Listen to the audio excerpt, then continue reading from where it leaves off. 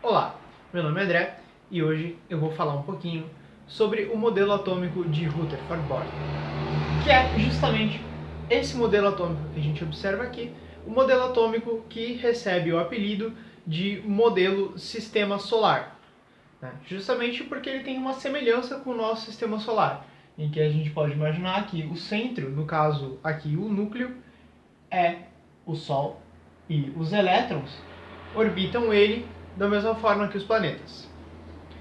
Mas, do que é feito exatamente esse nosso modelo atômico? Quais são os fundamentos do modelo atômico de Rutherford-Bohr que a gente pode observar?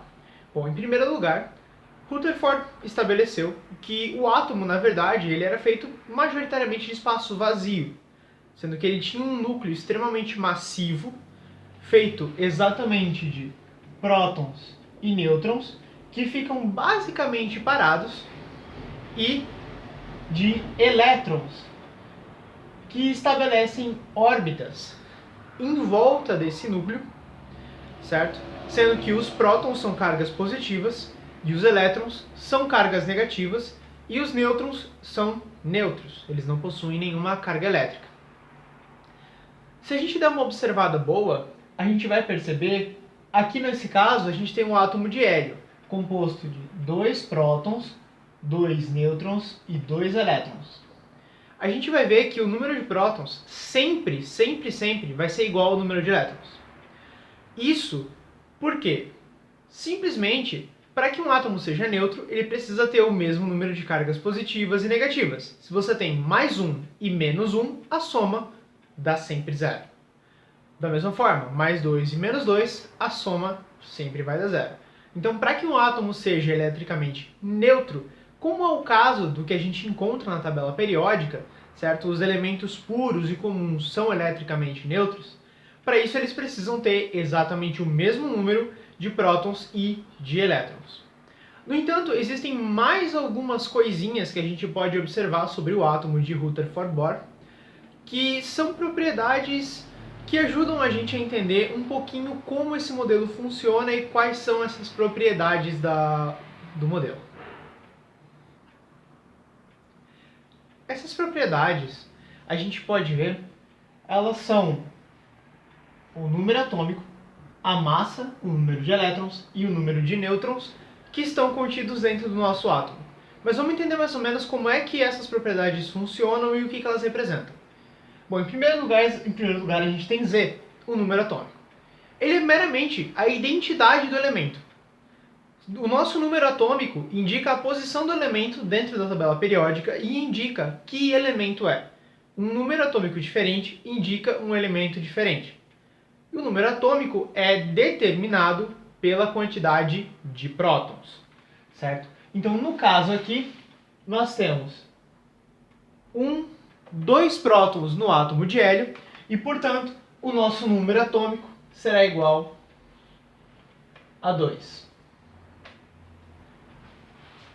Isso é importante porque o nosso número atômico também vai determinar o número de elétrons. O número de elétrons determina como esse elemento se comporta de forma química, ou seja, com quem ele reage, como ele reage, quanta energia libera. Todas as interações químicas de um elemento são regidas pelo seu número de elétrons.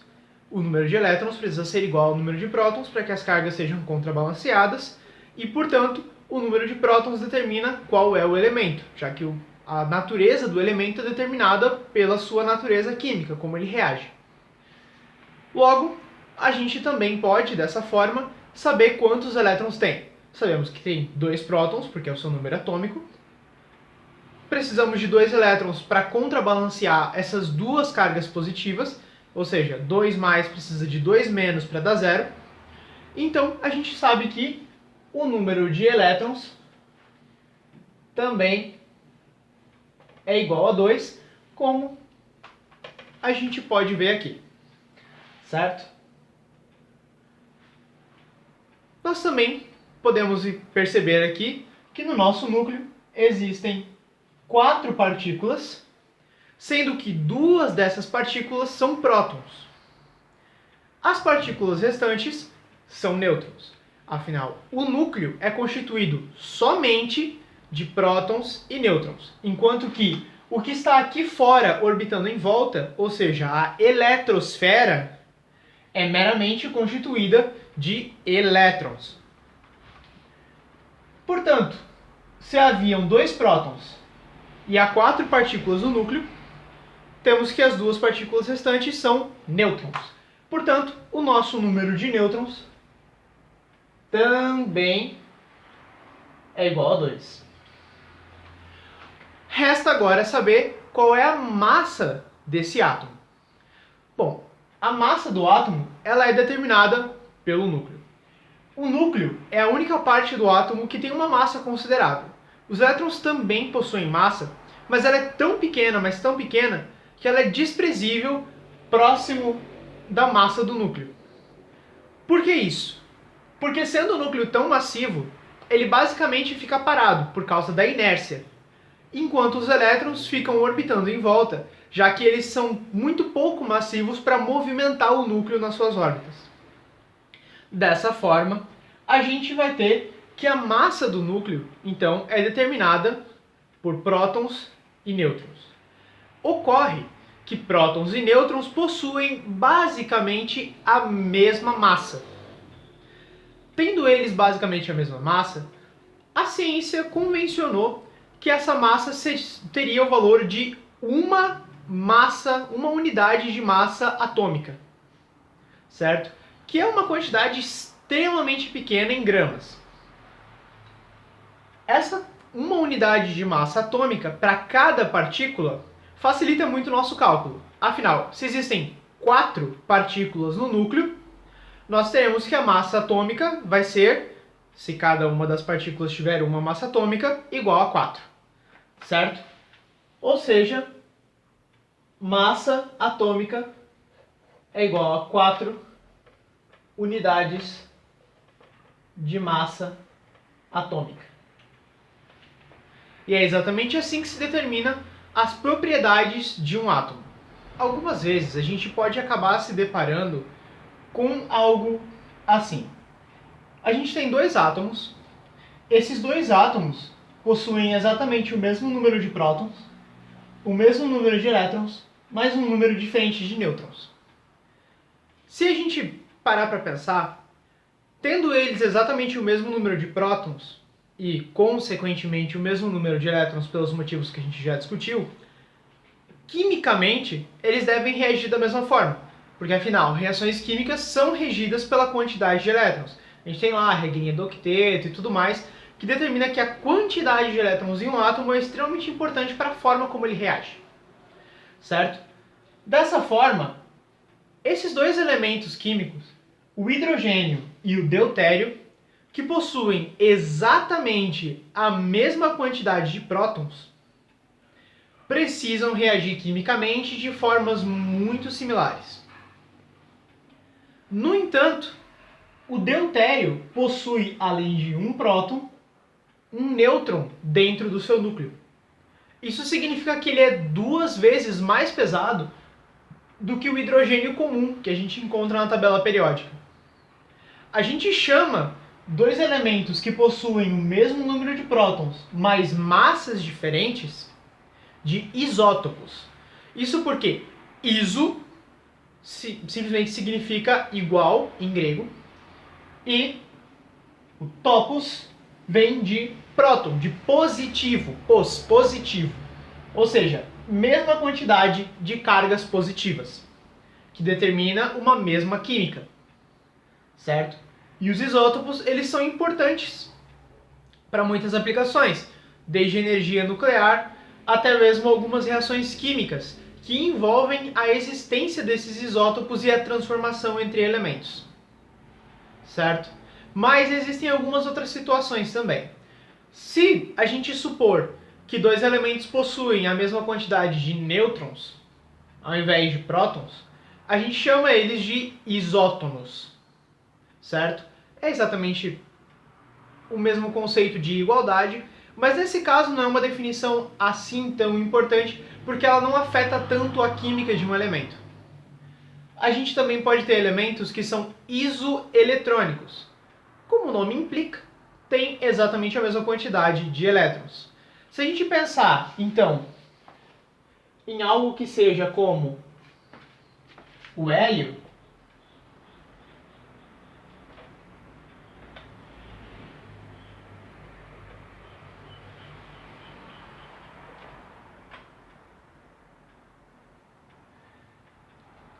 mas a gente remover um dos elétrons do hélio, ele vai ficar com 2 prótons e 1 elétron.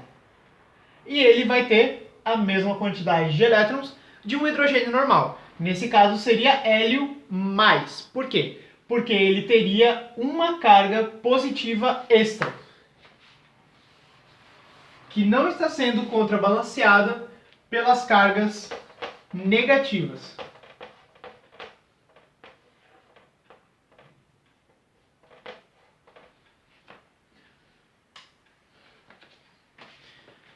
Isso configura dois elementos que são isoeletrônicos. Agora, vamos supor que dois elementos completamente distintos possuem a mesma massa. Talvez porque um deles é um isótopo e o outro é um elemento padrão encontrado na tabela periódica, né? Vamos supor então, entre o hélio e o lítio, um isótopo de hélio diferente pode ter exatamente a mesma massa que o lítio, certo? Se o hélio recebesse um nêutron a mais, ou alguns nêutrons a mais, não lembro ao certo agora, mas recebendo um pouquinho de nêutrons a mais, ele vai ter exatamente a mesma massa que o lítio. A gente chama de isóbaro quando os átomos têm exatamente a mesma massa, porque o baros também significa massa em grego. Uma nomenclatura um pouco mais inconvencional, mas é exatamente assim que a coisa funciona. Por último, é bem importante que a gente seja capaz de entender como a gente representa os elementos e os números. A representação padrão aprovada pela IUPAC, a União Internacional de Química Pura e Aplicada, é o símbolo do elemento no meio, em cima o seu número atômico e embaixo o seu número de massa. E se houver alguma carga envolvida, estaria representada aqui. Como não há nenhuma carga, a gente está tratando aqui de um elemento neutro, a carga é zero e, portanto, ela não precisa ser mostrada. Como a gente faz para tirar a informação disso? Bom, em primeiro lugar, a gente tem que o número atômico já está escrito aqui. Do hélio é 2. Isso indica que existem 2 prótons dentro do núcleo do hélio, certo? Então, já podemos marcar o número atômico. Também o número de massa já está representado, certo? Que é 4. Então, podemos marcar 4 como o número de massa. Para a gente saber o número de nêutrons, basta a gente lembrar que o núcleo do átomo é formado por prótons e nêutrons somente. E que o número de massa é a soma dos prótons e dos nêutrons, porque cada um deles tem apenas uma massa atômica.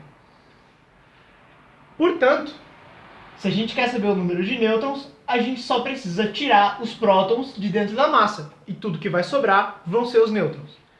4 menos 2 é 2. Novamente, vemos que o número de nêutrons é igual a 2. Por último, podemos ver o número de elétrons. Para que a gente entenda o número de elétrons, a gente só precisa olhar para o número de prótons. Como ele é eletricamente neutro, no nosso caso, o número de elétrons tem que ser igual ao número de prótons para que as cargas se cancelem. Portanto, aqui, o número de elétrons também é igual a 2. No entanto, vamos imaginar que o nosso hélio não esteja neutro. Nós fomos lá e colocamos um hélio mais. Agora, o hélio possui aqui um excesso de carga positiva. Como a gente pode ter um excesso de carga positiva dentro do átomo? Bom, muito simples. Não dá para adicionar prótons. Os prótons são muito massivos, eles não saem do lugar. O núcleo é estável e não muda a menos que haja um decaimento radioativo. O que não é exatamente o caso aqui. Então, o único jeito de criar uma carga positiva é removendo uma carga negativa.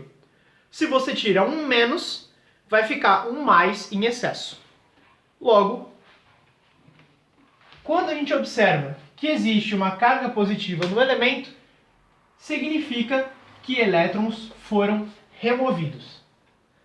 Como apenas uma carga positiva está presente, só temos um próton extra e, portanto, apenas um elétron foi removido. De 2, descemos para 1.